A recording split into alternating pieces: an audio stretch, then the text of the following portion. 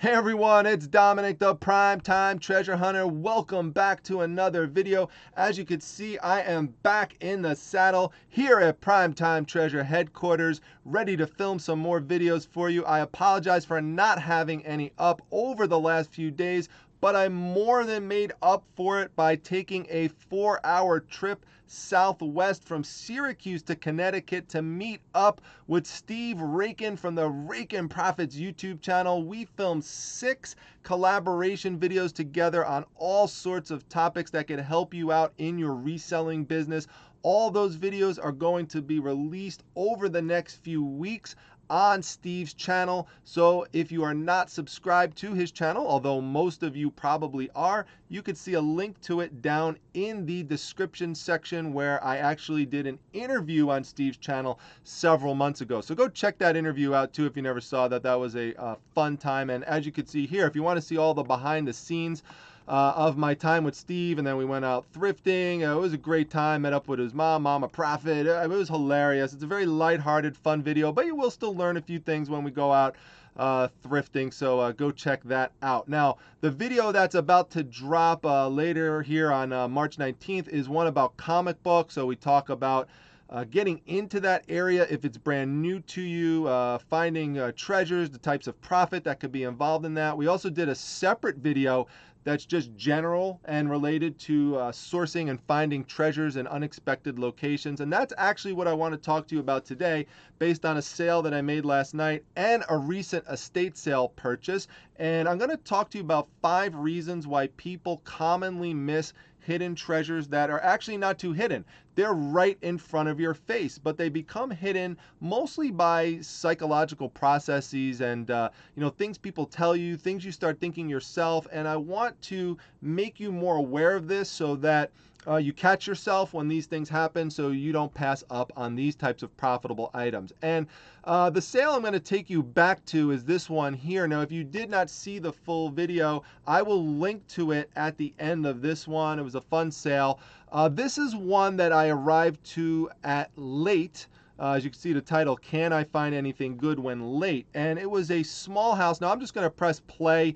There's no volume on here because that volume would compete with this one. It would be really challenging, difficult to hear. So it's this small little house over there. And the problem with that, with it being small and not packed, so there wasn't a ton of things in there, is that if you show up late to that, so I was about, I believe, an hour or so late to that sale, that it easily gets raided by others if there's a big line of people there.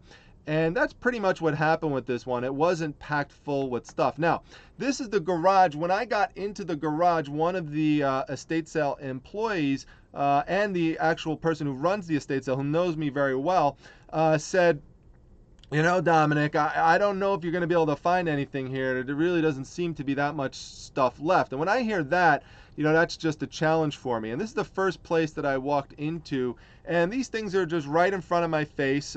These are some, vintage tools and housewares. And sometimes you just have to know, you have to do your research, right? You have to know certain company names. So, for example, the Plum Company, PLUMB, for hammers and tools.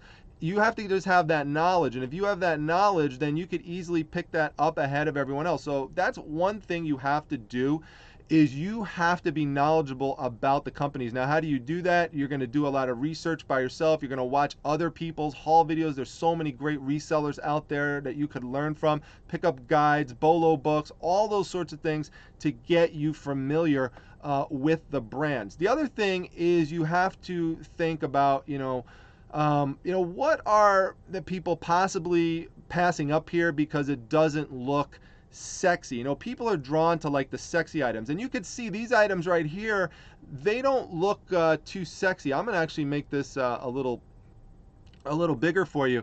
You could see, a lot of people aren't going to care about that. Now, I actually think that box looks kind of cool, but it looks small, so someone might pass up on that. But that could sell for anywhere between $10 and $15. Things like these vintage housewares over here, and tools, like that coupling piece. There's some other things. I'm going to skip ahead a little bit here for you. So, like this is a good example here as well, this bathroom accessory. I just posted this recently. I've got, where is it? Go back to it right there. Yeah, see, that's a recessed soap holder. So I've got 4 watchers on that right now for 25 bucks, and I picked up 2 of them. So I'm gonna do well at those. They're very inexpensive. But these things aren't the main thing that I want to show you about this sale. The main thing that I want to show you has to do with what I titled the video as. Now, before I get into that room, what I want to do is I want to show you, well, actually I'm in the room, but before I show you the item, I want to show you basically the room that I was in. So I'm going to press play here, and it was a bedroom. Now, there had been something in the photographs of the sale ahead of time. There was like a little box that I wanted to look in that had some cool items on it, but that had already been grabbed. Someone had already taken it. So I walk into this room, and I basically find all these essentially worthless dolls laying on the bed. These old linens, old pillow and stuff. None of these things are worth anything. And so a lot of people, you have to remember, you walk in the room and this is what you first see. So you kind of have, tunnel vision to look at that. And a lot of people are just going to look at that. They're going to turn around and they're going to walk out, and they're not going to scan the whole room. So you have to make sure you scan the whole room. Looking at that was kind of discouraging. And, that goes to one of my points as to, I guess I would say it's point number 1 in terms of how people could pass up on treasures. Because if you listen to what others tell you and you let them psych you out, and they weren't purposely trying to psych me out. In fact, they want me to buy stuff, but they're just, I guess they felt bad that there didn't seem to be that much stuff left from their perspective, and so they kind of didn't maybe want me to get too excited or something. But when you let other people convince you that there's nothing else left, that could kind of lead to a fulfilling prophecy where you start to just look at everything as worthless and say, yeah, well, they said there's really not much left. There's nothing here really worth picking up, and so you wind up seeing everything as worthless or not valuable. So you've got to break out of that, and you've got to tell yourself there's got to be something, or hopefully there's something here that's valuable, and if there is, I'm not going to miss it. So you really, really got to get that treasure hunting mindset on, and don't listen to people who tell you there's no treasure left. Take that from the primetime treasure hunter himself, okay? All right, so now, actually, before I show you what I'm going to show you here when I turned around, this actually relates to another reason why people pass up on valuable treasures that are right in front of their face, is because they base their opinion on what other things are in the room based on other things that they've seen that's not valuable. So when you look at this, your mind sort of gets conditioned as to, well, this is all worthless, junky items, and so most likely everything else in this room is worthless and junky. And there is a bit of a truth to that. I mean, if you walk into a room and you find a few valuable things, chances are there are other valuable things there as well. It's like the old saying goes, where there's smoke, there's fire.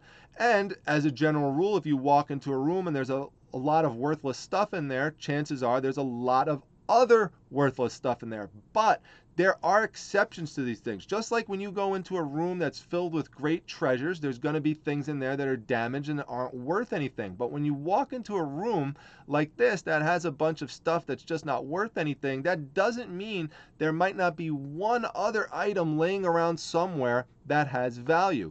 So I turn around and I look at this dresser, and that's an important part. See, I had to turn around to my right, and a lot of people wouldn't do that. You see how the camera's turning, it's turning into the right. Well, to get out of the room, the easiest thing to do would just be to turn left and walk right back out that door. So make sure you turn around, you do a scan, and this is what I see, okay?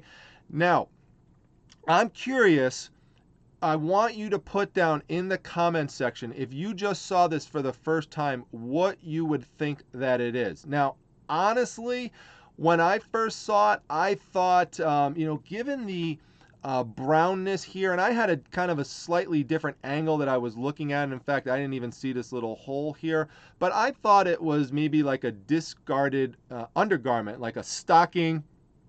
It could have been underwear or something like that. And I think that's what a lot of people thought. And so that's my third reason why people sometimes miss out on hidden treasures, because they have certain expectations of what's going to be there, because this is a dresser drawer. And what do you expect to see thrown on top of a dresser drawer? Well, undergarments, socks, stockings, nylon stockings. It does have like a nylon look to it. That sort of thing. So, like I said, undergarment, underwear, something like that, you might expect to see just kind of tossed up top on a dresser. Now, it's interesting because I asked Mrs. Primetime just to take a look at this and what she thought that it was, and she said she thought it was just something broken, that it just didn't look like it was complete. That's interesting because I didn't see it that way, but somebody else might. And if you see something that you think is broken, you're probably going to think it's worthless. And I could see why she would say that, because you could see here it does look like almost like a big puzzle piece that's kind of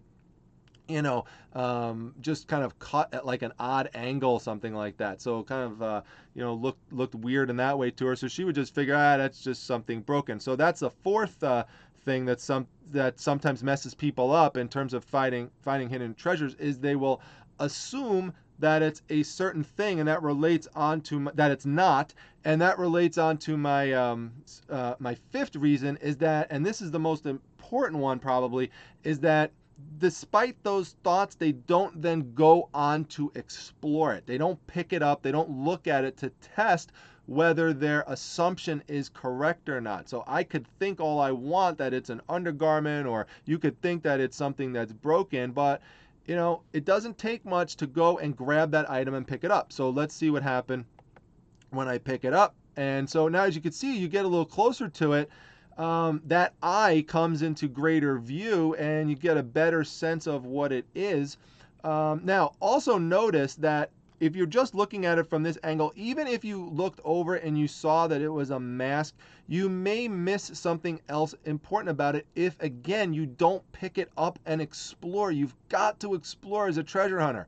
So you take it, you pick it up, and you're gonna flip it over at some point. And what does that look like now? Now that looks like something more interesting. So now we've clearly have a nose in view. See, unlike over here at this view, let's see, let's get back here. So yeah, unlike at this view where you've got this brown look, you can't really tell that that's a nose, you can't really tell so well that's an eye. Once you flip it over, the item comes into much greater view. I'm just going to play because it's hard to get that exact spot there. So yeah, so there it is. And so you could see this is clearly a mask, and it is a Phantom of the Opera mask, and it's not broken. And I suppose it would help to know something about Phantom of the Opera that he wears a half mask. It's not a full mask. So, but that's such a common it's just a common play.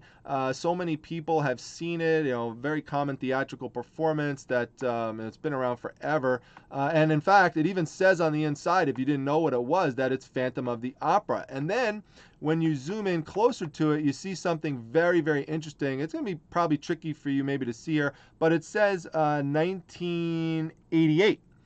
So you see something that is from the 80s, and it's from something famous. So Phantom of the Opera, most people, even if you're not really into reselling and don't have a lot of fluency with vintage stuff, I mean, these should be things that you would just easily grab. And it's just amazing to me that this item is sitting there in plain view for $1.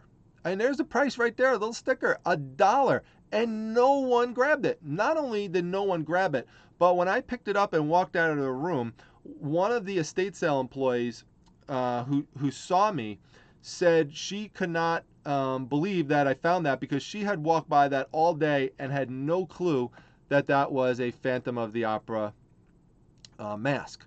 Did not know. So that company, right, by the way, let me just go back to that.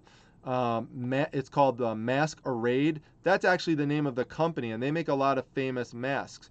Now, there were no comps for that particular item as being outside of the box. There was some people that had it inside the box, or one person had it inside the box. He was charging a lot of money, like over $100 for it, and had some watchers on it, but it wasn't a completed sale. So I started it, I believe, I don't even remember where I started it. I mean, I started it for over $50, but good news is yesterday that item sold for $40. And that thing is super light, easy to ship. Just a couple bucks to get it out there. So that was a great profit, great return on investment. Let's see if I could bring that item up here to show you the completed sale on that one. So let's see, we'll go to selling, and let's go down to solds, and I could show you the item here and show you how I listed it and stuff as well. So here we go, we got sold. Yesterday was a crazy day. That's another reason why I've been behind a little bit with videos, is just the sales have just been crazy. So here it is right here. So just to take a look at it and make it a little bigger here for you. There we go. And you can see how I displayed it. Just put it on a nice white background there, and you know, just kind of put in all my keywords there. Just made sure I tilted it up there and just got all the different angles. You see there, we got that side. Make sure you get that label. You want to make sure you get that. Make sure you get the back of it. And just get all different views. Now, it would be nice if you could put this on like a display mannequin for the face, but this didn't fit on that very well, so I just opted not to do that for this one. But again, you know, $40 sitting right in front of your face, and a lot of people just, you know, everyone just passing up, and it's sitting right there. And just an example of, you know, how you could grab things like this, even if you're late to these sales. And again, how to make sure that you don't get caught up in these, you know, kind of self-defeating, self-limiting belief systems about what is or is not at a sale, typically what is not there, or what you think something is, and how your mind sort of gets conditioned based on what else is in the room, what people are telling you. You know, sometimes even your own experience could come in and mess you up. Often your experience helps, but the main thing is you've got to explore. You've got to think positive when you go in there, and you've got to be determined to try to find something. Now, don't get me wrong, there are some times where there really is nothing there.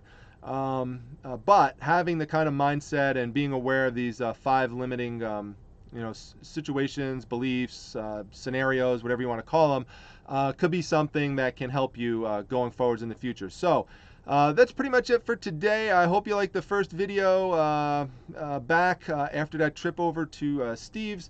And you know, again, make sure you go check out his channel, because that video is going to be dropping pretty soon. If you like this video, make sure you hit the like button. Make sure you subscribe to the channel. Really appreciate all the support. Lots of new subscribers have been in here, and probably a bunch more will come over from Steve's channel today. So welcome. Please explore the channel. I have over 350 videos here in a little over a year. Do interviews once a week. We got one coming up this Friday, so mark your calendars, 9 a.m. with Dave Niebling from my Facebook group, the Facebook Reselling Resource Center. The link to that is down below. Even though you may not know his name, you definitely want to tune in for this one, especially if you are new, because Dave is new as a reseller as well, and just made 10 grand in 60 days on eBay. And so we're going to talk to Dave about how he pulled that off. That is amazing. So looking forward to that one. Looking forward to seeing all of you there. And lastly, make sure you follow me on Instagram. I've been dropping a lot of stuff over on IG. So that's at prime_time_treasure. You know, if I don't have time to put up a video here, sometimes I'll put up a quick one there like I did last night, you know, just for a little quick tip. So make sure you go check those out. And I appreciate all of you. Thanks for all the support. And I will see you all at the next video. Take care, everyone.